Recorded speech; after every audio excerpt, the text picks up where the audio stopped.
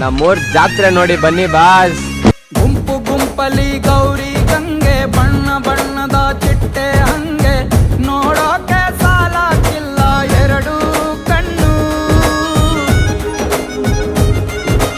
ಗಂಡು ಹೈಕಳು ಬೆಪ್ಪಾಗವ್ರೆ, ಬೆರಗು ಕಣ್ಣಲ್ಲಿ ನೋಡ್ತಾ ಅವ್ರೆ, ದಾವಣಿಲೆ ಬೀಸುತ್ತಾರೆ ಹೆಣ್ಣೈಕಳು.